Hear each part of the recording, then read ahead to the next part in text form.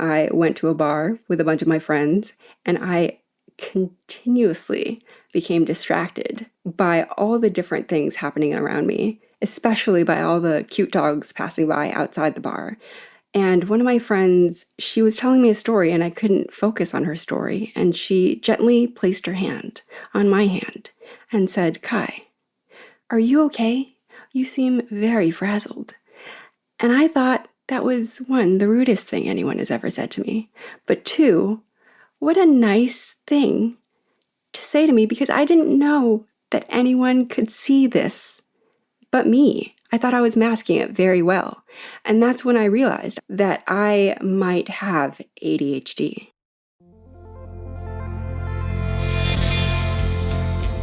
From the Understood Podcast Network, this is ADHD Aha, a podcast where people share the moment when it finally clicked that they or someone they know has ADHD. My name is Laura Key. I'm the editorial director here at Understood. And as someone who's had my own ADHD aha moment, I'll be your host.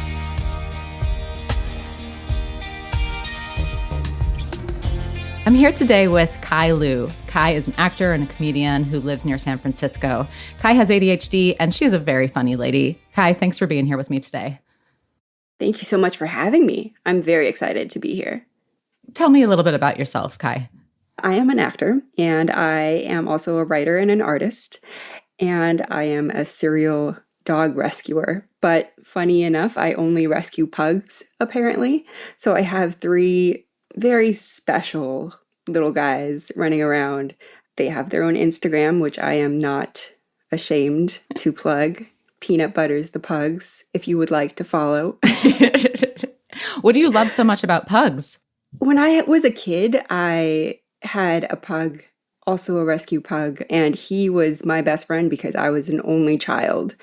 You know when people say that dogs listen to you, regardless of whether or not you're a good or bad person? I'm not saying I was a bad person or a bad kid, but he was just there. He was just my best bud, and he listened to me, and that really stuck with me. And as soon as I became an adult, I did an application of my own, did the home check, and now I'm just stuck with a bunch of pugs forever. As a dog lover myself who grew up with dogs, I can relate to that. I have a Sheltie and she's noisy and not in the room right now because that would be very distracting. It's weird. Once you get attached to a breed, you're attached to a breed. Always been Shelties for me, for my dad, for my grandparents, Yep. always and forever.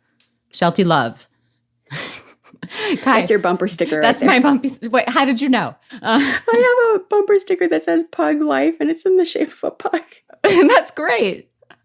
Kai, I want to go back to something you just said. You used the term bad person, right? And I know you were saying it like in jest a little bit, talking about growing up with dogs.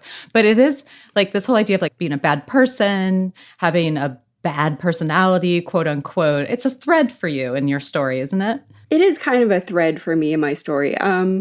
I don't consider myself a bad person whatsoever. I'm just going to lay that out there. However, I was raised in kind of an abusive household and environment where I was told that I was a bad person if I didn't do certain things around the house, like chores, or if I didn't get straight A's. And I never got straight A's. I got straight A's one time, and that summer I felt like a little angel the whole summer. But I think for me, my whole adulthood has been a redemption story almost, where I am constantly proving to myself and trying to prove to others that I am, in fact, a decent human being. It's a constant struggle to remind myself that the words of my childhood and the things ingrained in me from a very early age are incorrect and not true. This idea of like being bad, like bad person or bad personality, it's related to your aha moment, isn't it?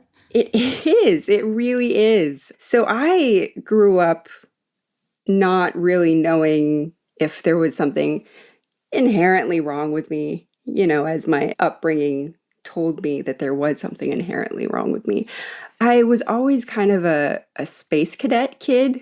I daydreamed a lot and I wouldn't pay attention. And growing up, I really thought that it was because of the trauma that I had. And maybe a lot of it was part due to the trauma that I experienced. However, got to a point when I was in my early 20s where at work I just couldn't pay attention.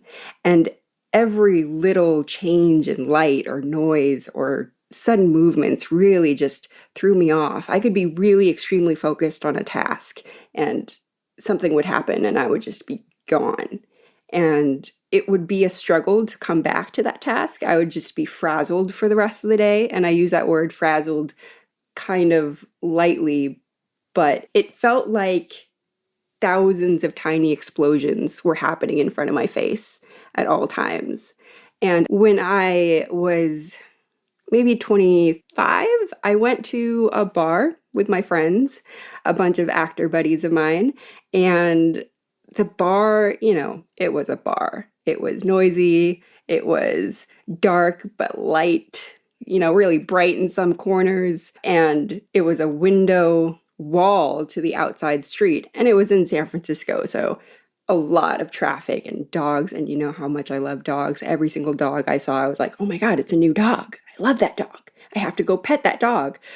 And one of my good friends, Joanna, she saw me getting distracted by all of these different things, and she just put her hand on my shoulder and was like, Kai, are you okay?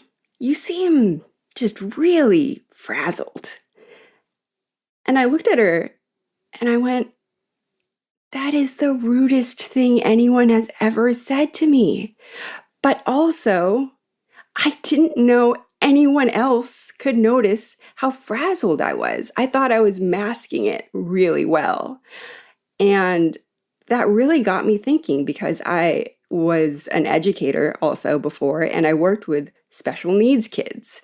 And so I had read up on all of these different learning disabilities and disorders, but I had never really applied them to myself.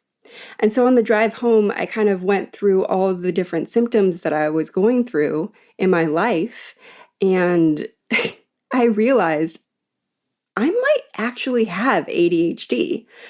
So that night, I went on my Kaiser app, made an appointment the next day, went to my doctor and said, hey, doc, I don't know if I just have a terrible personality because I'm not paying attention to anything anyone's telling me. And not that they bore me, but I just can't focus. Or I have ADHD. And she went, I don't think you have a bad personality, first of all, but let's do the test. Let's check. And lo and behold, I couldn't even focus enough during the tests to take the tests. I had ADHD. Whoa. Couldn't even focus enough during the test to take the test. That's some serious trouble with focus, Kai. It was. And honestly, it was just an absolute relief to learn that I had ADHD, because then it wasn't an excuse to be everywhere all at once, but it was a reason. It was a good reason that I could hold on to. It was kind of like a relief, a weight off my shoulders. I can imagine. I mean, I've been there. I know that feeling. And for you, obviously you have a wonderful personality, but for you, it was this relief of, oh no, I don't just have a bad personality, right? Which I actually think that's probably a pretty common feeling in the ADHD world. Absolutely. I think when you get diagnosed as a kid, it's a lot different than when you've grown up your whole life not knowing that you had something like that, and then discovering that, oh, there are reasons for why I overcompensate for certain things or why I need to mask other things. So it's definitely a different feeling when you are diagnosed with it in adulthood.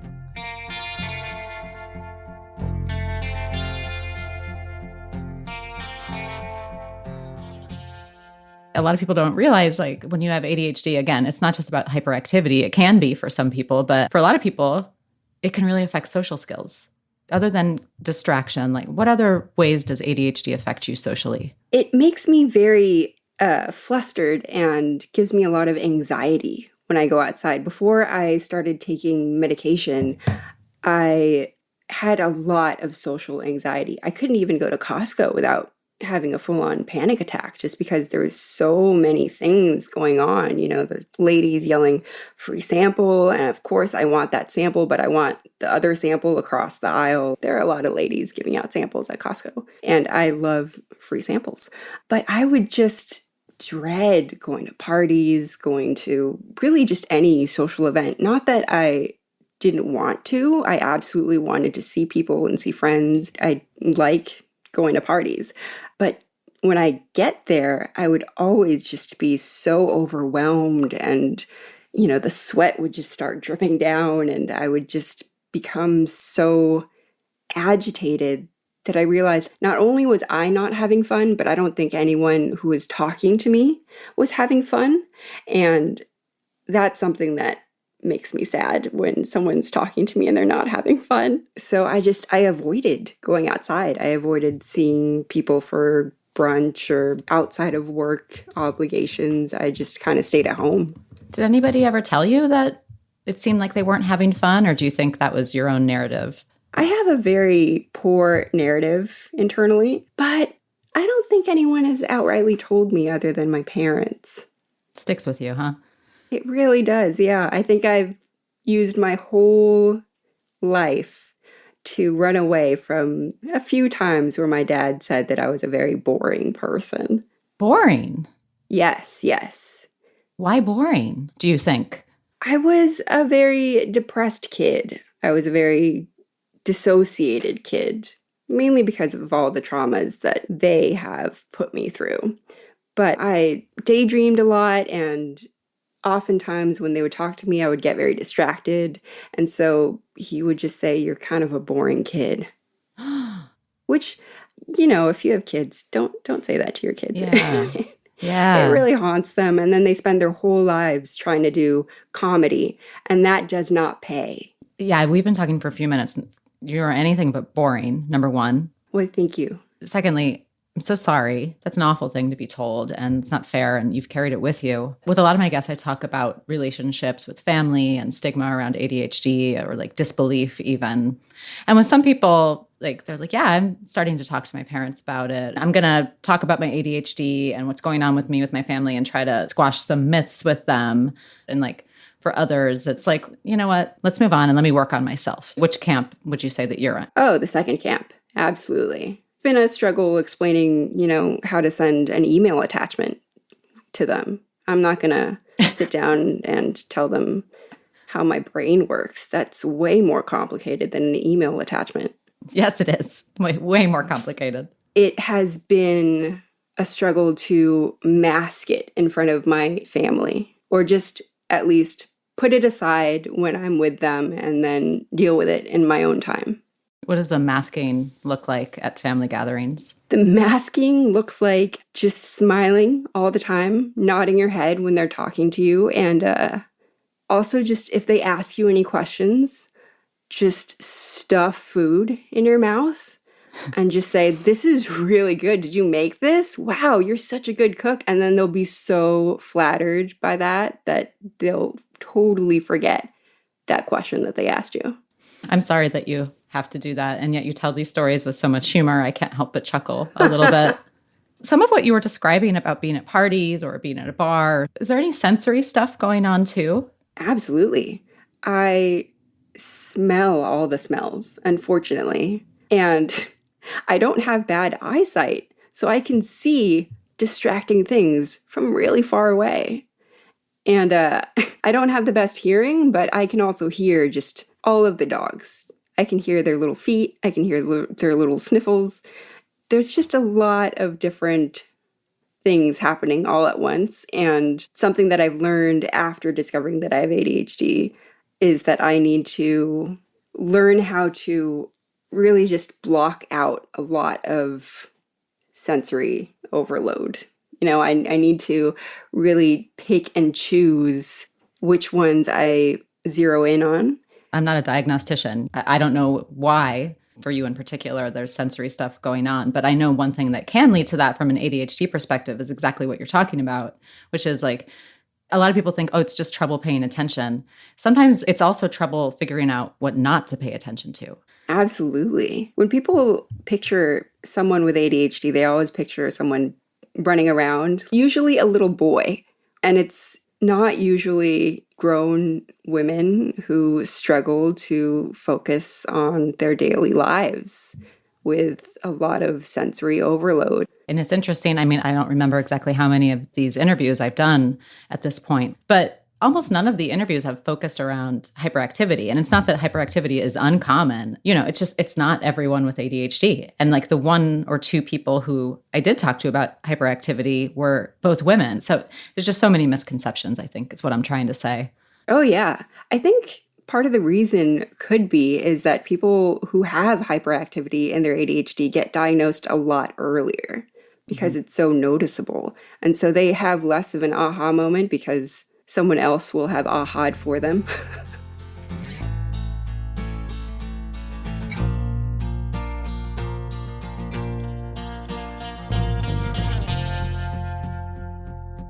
I want to try something. I don't know if this is going to work or not, but I pulled up before our interview a piece of content on our website on understood.org that listed basically like ADHD symptoms that can cause trouble with social skills. And I want to try something. I want to say the symptom. And since you're such a creative person, if you're open to it, I want you to respond by saying like how that translates into I've always wanted to be on a game show, so yes. Here we go. Yeah, I've never done this before, Kai. I feel like you're the perfect candidate for this. I'm going to give you the symptom or the ADHD related difficulty, and you find a way to spin it. This is actually anti-therapeutic. I shouldn't do this. You find a way to spin it into a negative thing that's related to a bad personality. Oh, no. Okay, a negative thing. Spin it into a negative thing, and then we're going to bring it back around. This is... Okay. Digging real deep here. Dig deep. Okay, so someone with ADHD might be distractible. That may manifest as... That might manifest as when someone's telling you about a really tragic thing that happened, like something, like someone dying, and you realize that you're really thirsty, and so you get up mid-conversation, and then you get a drink of water and come back and going, oh, you're crying, but I was thirsty. I'm sorry, I'm laughing because that was a very sad example, but it's so good. You're good at this. Okay, so distractible, you gave a great example of what that could look like. Another example I had listed could be like just going off topic, right? And people are like, yeah, that would have been person? a much easier one. Less sad, so much less death. There are no wrong answers here. Is the right answer except for the one that you just did, yes. You want to do another one? Yeah, I'm here for all the games. Okay, trouble with planning. Oh, man. So like when your significant other plans a full day when you're on vacation and they give you this itinerary and they're like, well, first we're going to go see this bridge and then we're going to go to a museum and then we have reservations here. And then you blow it up immediately because you saw that there was some kind of exhibit somewhere else and you really needed to see that gummy bear. Imagine if your significant other plans out a full day and you see that there is a traveling world's largest gummy bear exhibit, you want to go to that exhibit and you want to touch all the gummy bears. This happened, didn't it, Kai? It didn't, but I'm imagining it in my head. I love it. Yep, exactly. Trouble with planning could be mistaken for being unreliable or being flaky. All right, let's do one more. Impulsivity. Okay, so when you get a gift card and you need to use this gift card for something that your house needs, kind of like toilet paper, but then you realize that this gift card, even though it has exactly the right amount of money for toilet paper that you're going to need to use throughout the week, you see something really shiny in the store, and instead you pick up that really shiny thing, and then you don't have toilet paper for the week. That would be impulsive. And that may have happened sometime in my life. Right. Impulsivity can show up in lots of other ways too, but like that is a great example. So the purpose of this exercise, I think, that my producer Jessamine is probably like, what is Laura doing? What I'm trying to say is that like ADHD behaviors translate into these like super ubiquitous, quote unquote, bad behaviors. People brush them off and they're just like, oh, bad person, bad personality, whatever, bad at life. I don't know. But really it is something that is related to these symptoms that they can manage but don't have full control over. Yeah, absolutely. That's why, everyone should do what I do. Just surround yourself with people others who have ADHD, and then you're all distracted together. Do you do that? Do a lot of your friends have ADHD or loved ones? It's funny. I discovered that I have ADHD, and then because I'm so vocal about my problems and I'm just an overall oversharer, which is good and very, very bad. They have actually picked up on a lot of the symptoms that I complain about, and then they realize that they might also have ADHD. And so I've actually helped a lot of my friends go to their therapist or their primary physician and get tested themselves and get help. So you're welcome to my friends. You know who you are. What are the next steps for you then? You're on this path to not just acceptance, but not to sound cheesy, but self-love and embracing the ADHD-ness of it all and kind of flipping the script on the bad personality and into being oh, I'm creative. Yeah. Something that I've really enjoyed about having ADHD is that it has forced me to become more creative. It has forced me to learn a lot of different skills. And that's just because if I get really bored, I'll just try a new skill that I see on Pinterest. If someone made something out of wood, I could just be I could do that. And then I'll go out and I'll buy a bunch of materials to do things with wood. But then I'll get really mediocre at this one skill, and then I'll get bored again. And then I'll move on to a new skill that I saw somewhere on the internet, especially at 3 o'clock in the morning. That's when the juices really get flowing. 3 a.m. is when I decide I'm going to learn a new skill and I'm going to do it mediocre. No, and you will crush that skill. I bet you're crushing it. I will absolutely crush that skill and then move on to the next skill and then maybe crush that skill. Your mediocre, I'm sure, is crushing all the skills. Thank you for believing in me. Kai, I believe in you so much. And it's nice to hear you in your own very funny way say what sounds like something really nice about yourself. You're acquiring so much knowledge and you're able to do so many cool, fun things. Kai, this has been so much fun to talk to you. Seriously. Thank you for coming on and chatting with me. Thank you so much for having me. I was genuinely extremely excited to talk to you. Well, I love talking about my problems. So having an avenue where everyone can listen to my problems, that's the dream.